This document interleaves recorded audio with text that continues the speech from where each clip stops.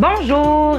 Aujourd'hui, à Fièrement Moi, j'ai le plaisir d'accueillir la propriétaire de Pictum, une femme dévouée qui a à cœur le bien-être des enfants et qui vient nous parler de l'alcoolisme fœtal. Bonne émission!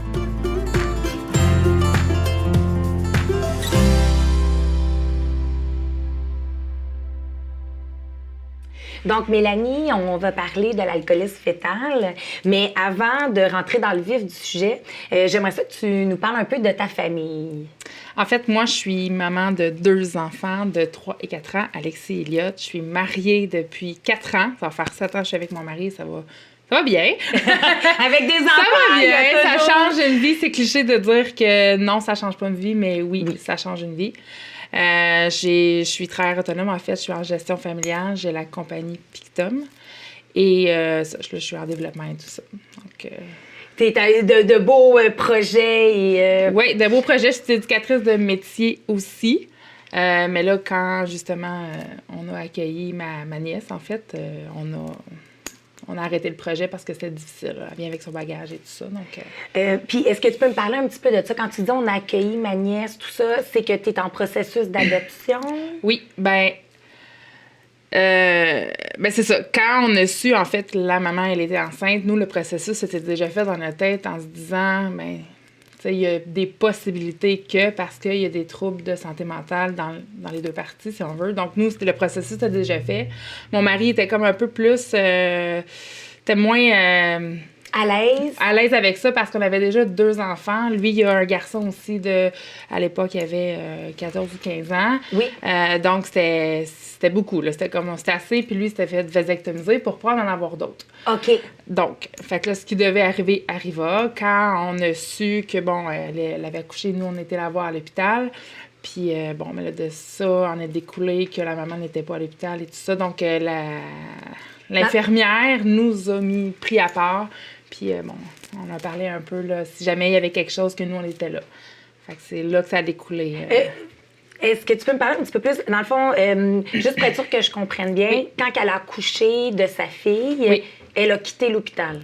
Elle venait, mais pas vraiment... Il n'y avait pas de lien d'attachement. Exactement. Puis, quand l'enfant est né, elle est née... elle avait des tremblements, elle vient avec son bagage là, de vie, ils ont dû la sevrer et tout ça. Donc... Puis, on dû la sevrer et tout ça parce que... On sait pas exactement. Puis, c'est ça, je suis pas en mesure de dire exactement tout parce que c'est confidentiel. Oui. Mais, on parlait là, c'est un sevrage. On pense, en fait, que c'est la drogue, l'alcool et tout ça, mais on n'est pas certain à 100%. Ouais, c'est ça. Parce que, dans le fond, j'ai pas accès à tous les dossiers encore, vu qu'on n'est pas encore les parents, là. Les parents adoptifs. Exactement. Et là, est-ce qu'on peut... Puis... permets-toi de m'arrêter, c'est des choses qu'on peut pas dire parce que, justement, les papiers ne sont pas signés. Exactement. Donc, on est tenu de faire attention à la confidentialité, tout ça. Mais par rapport au processus d'adoption, est-ce qu'on peut savoir, est-ce qu'on peut savoir l'enfant à quel âge ou ça, c'est des choses qu'on peut pas dire? Oui, elle a 2 ans et demi. Elle a 2 ans et demi, les papiers ne sont pas encore signés. Ils sont pas encore signés, puis nous, quand on l'a eu, elle avait 5 jours de vie. Oh, OK. Oui, on l'a eu dès la naissance. Oui, on l'a eu à la naissance, dès 5 jours. Puis c'est ça, c'était...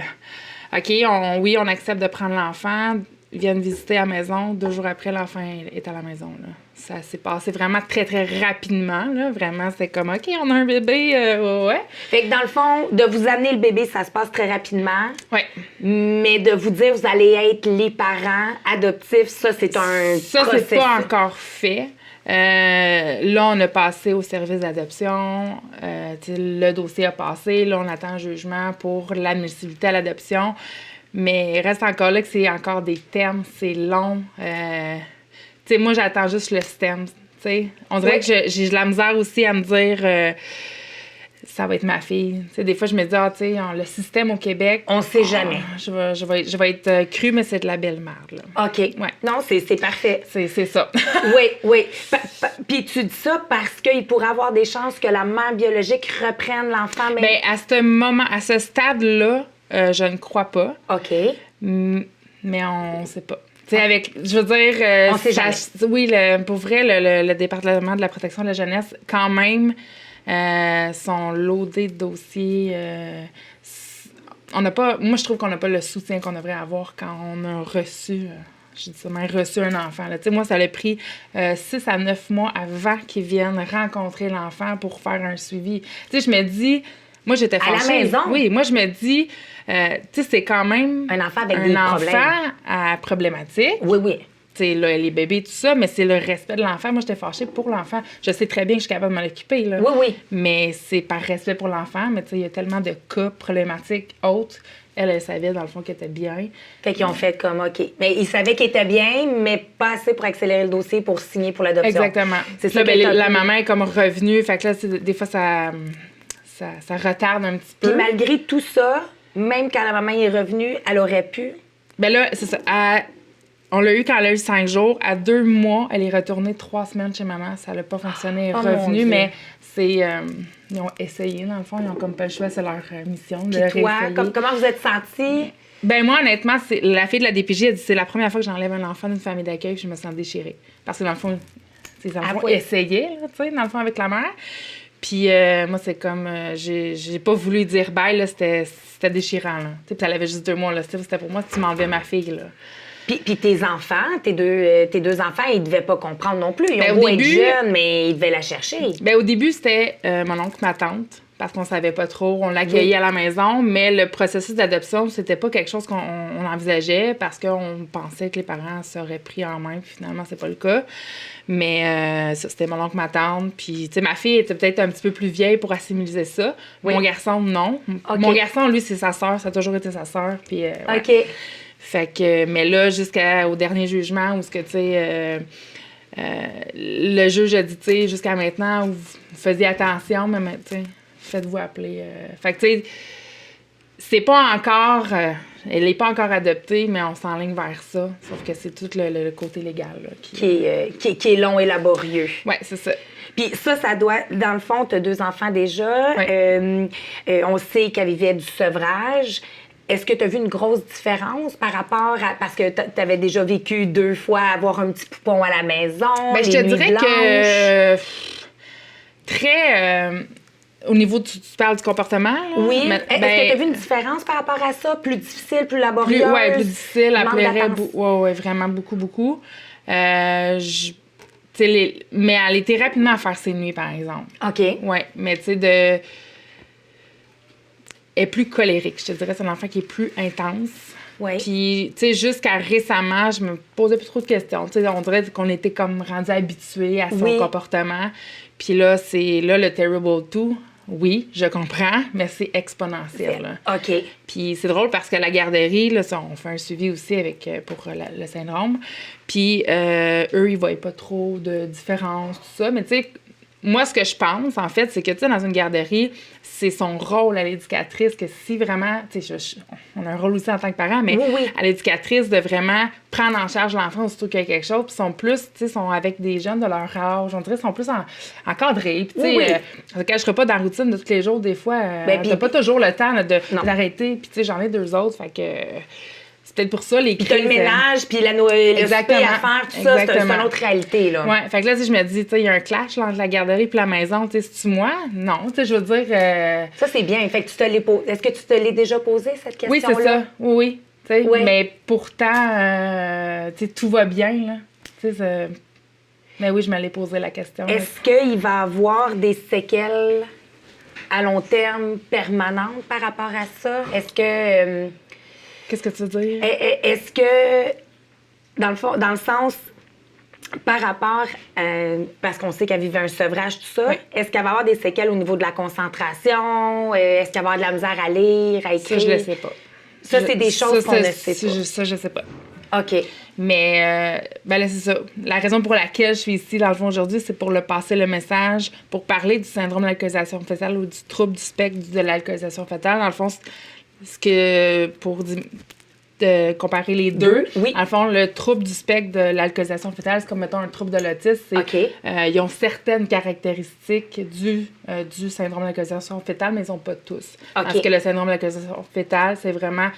T'as tous les critères, là. Tu sais, dans le fond, autant physiquement, tu sais, ils ont des traits physiques, Physique. en fait, Oui. au comportement, développement, tout ça. C'est des Puis enfants qui est-ce ont... qu'elle a ça? Physiquement, oui. OK. Je le vois très bien. Même son pédiatre, elle dit, je suis d'accord avec toi, mais on peut pas émettre de diagnostic quand t'as pas... Puis c'est très, très long. Il y a plein de tests à passer en génétique OK. pour, justement, comme... tu sais, ça peut être un problème génétique... voyons, pas génétique, là, dans le fond, Oui. de santé mentale ou quoi que ce soit. Oui. Il faut faire plein de tests Pour être sûr, pour éliminer. Exactement, éliminer, c'est le mot que je cherchais. Puis c'est quoi, dans le fond, c'est un enfant qui a le syndrome ou c'est quoi les répercussions?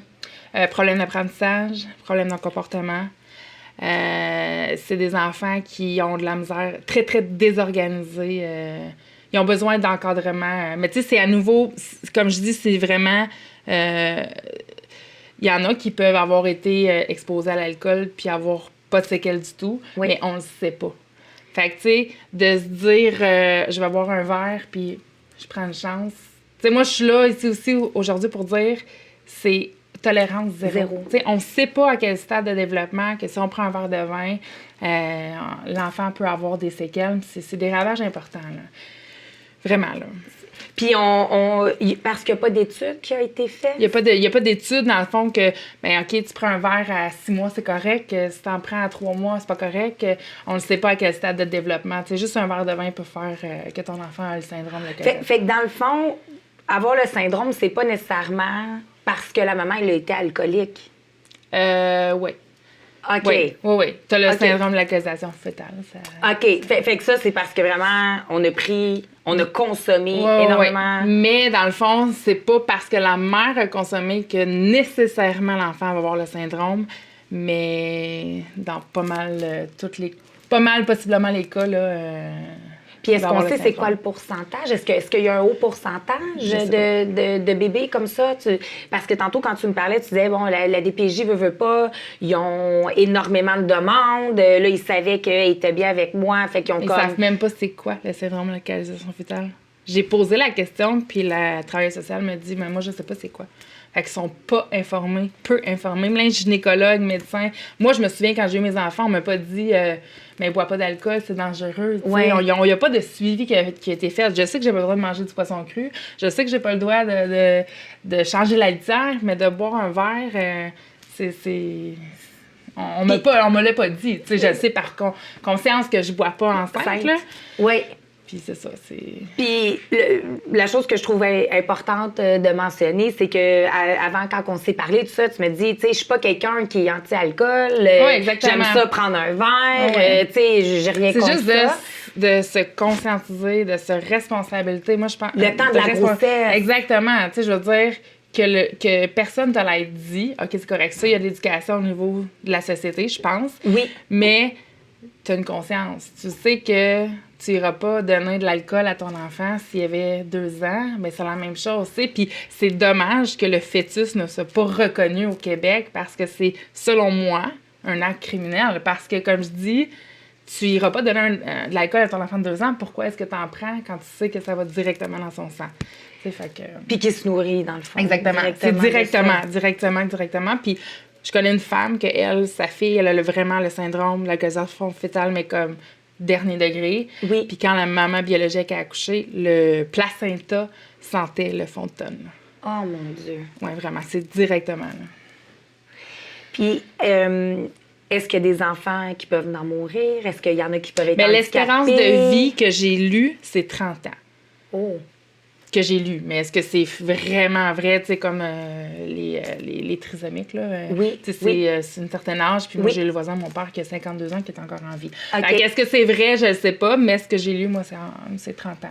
Puis tu dis que c'est dans le fond un sujet de société, entre autres. On n'en parle pas nécessairement dans les cours prénataux. Non, c'est ça. Il n'y a pas d'informations par rapport à C'est ça. vrai, ça, les cours prénataux, moi, on m'a jamais dit...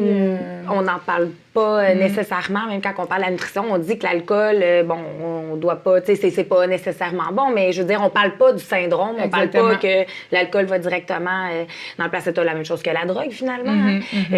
Puis là, maintenant, il y a eu la légalisation de la marijuana, tout ça, fait que ça aussi, ça va directement aussi quand on est enceinte. C'est même pire, j'avais entendu que c'était même pire que quand t'allaites, finalement. Parce que ça nourrit ton bébé directement, puis tandis que là, t'as comme une digestion quand tu prends un verre de vin, puis que là, t'allaites, t'as comme une digestion. Et toi, ça serait quoi pour toi? C'est qui devrait faire le pas d'informer les mères, d'informer les femmes? Moi, je pense que c'est les gynécologues à la base. Gynécologues ou justement les cours prénataux.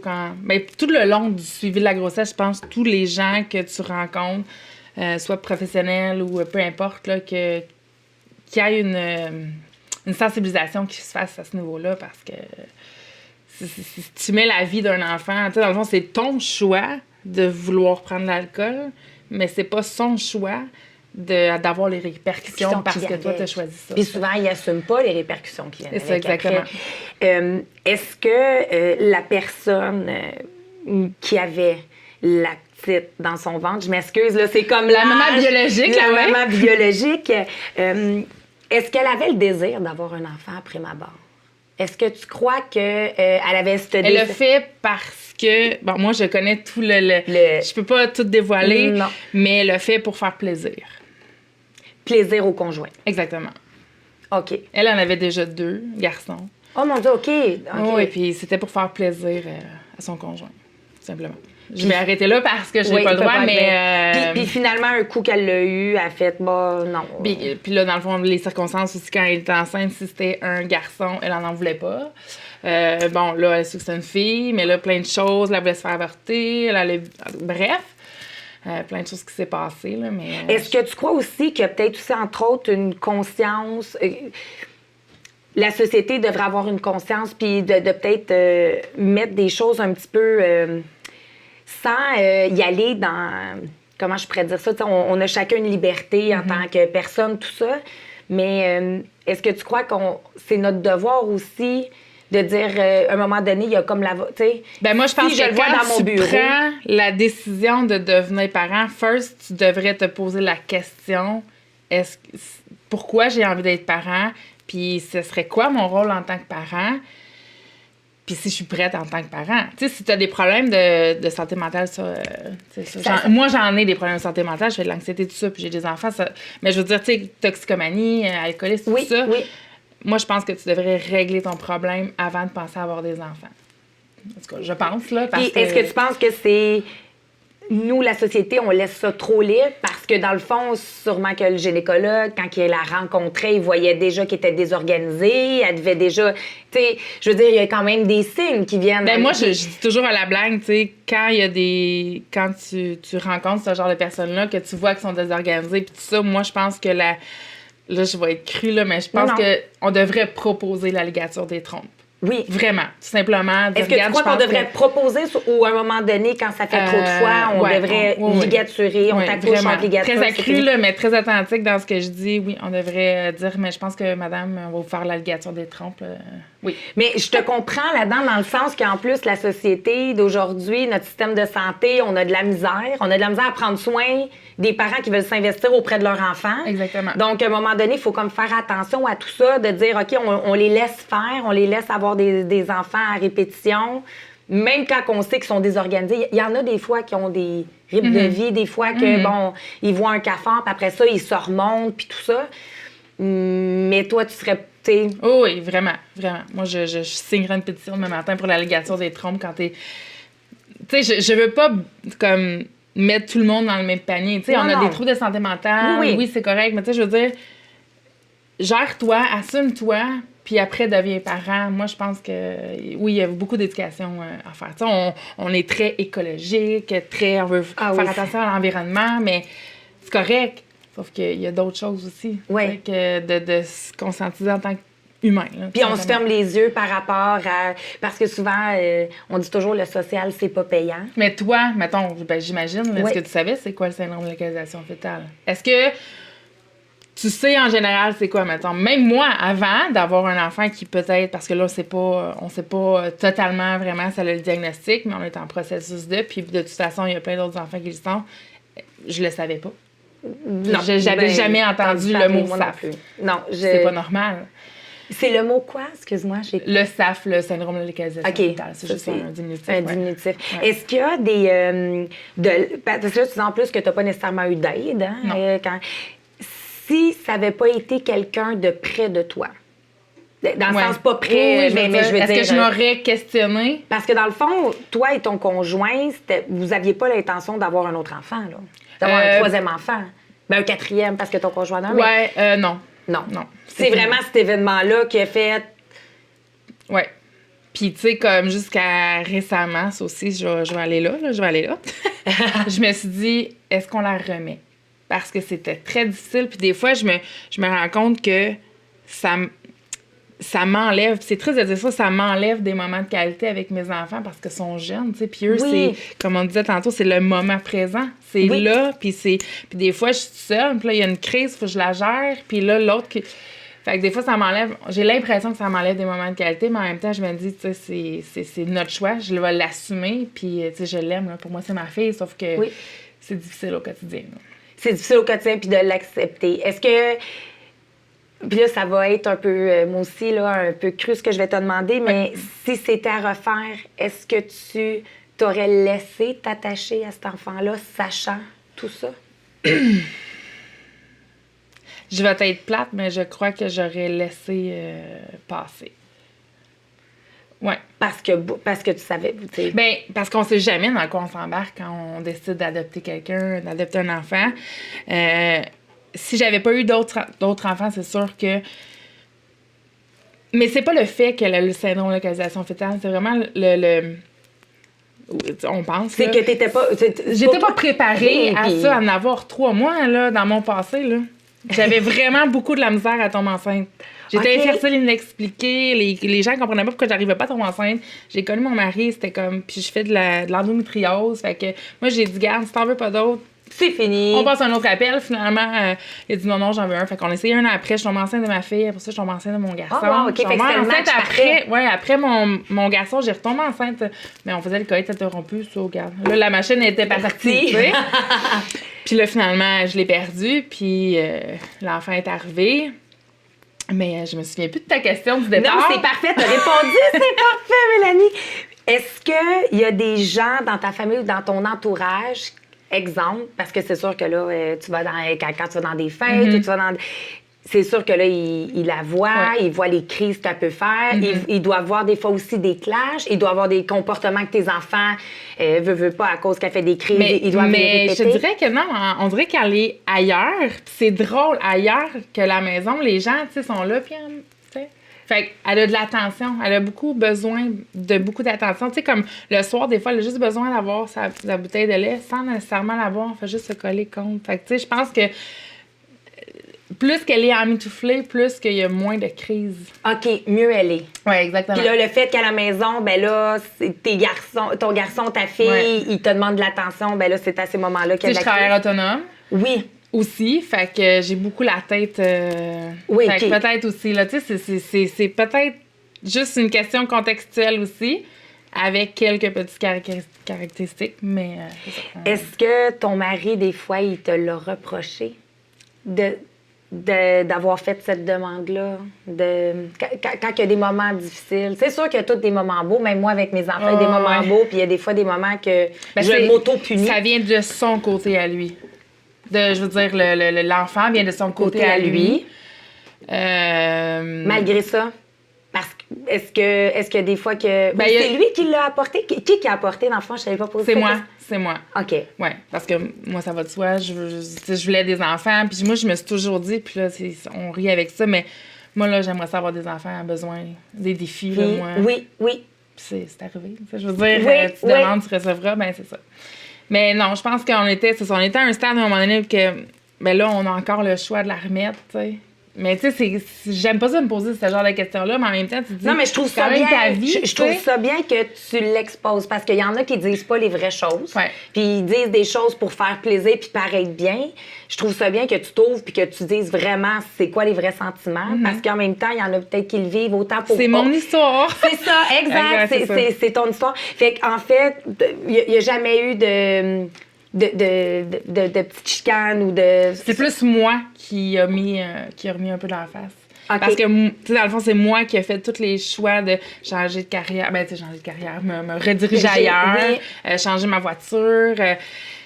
Fait que c'est un peu moi qui a remis un peu dans la face quand ça va moins bien. Là, de dire, parce que c'est la maman qui a mis... C'est ça, exactement. C'est la maman qui a mis des choses de côté puis que sa vie a un petit peu beaucoup plus changé que... Ça, exactement. Mais en même temps, ça m'a amené à l'entrepreneuriat qui, là, aujourd'hui, je suis super contente parce que on se le cachera pas, quand on devient famille d'accueil, on est syndiqué, on est rémunéré, puis on l'a pas fait pour ça parce qu'on savait même pas le montant.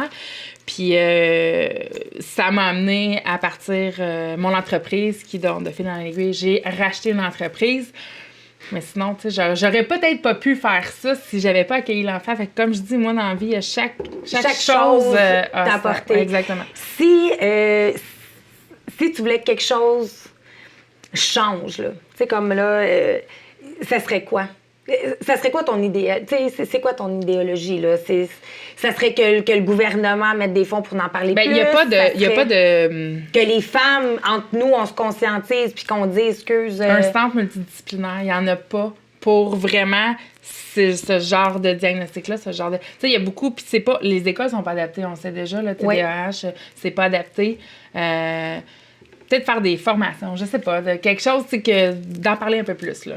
D'en parler un peu plus, puis si tu avais quelque chose à dire aux femmes en terminant, ça serait quoi? Aux femmes enceintes, aux femmes qui désirent... Tolérance, zéro alcool, responsabilise-toi, sensibilise-toi, pose-toi les bonnes questions quand tu désires être parent. Les enfants, ils n'ont pas à assumer tes choix. Donc, tout simplement. Merci beaucoup, Mélanie!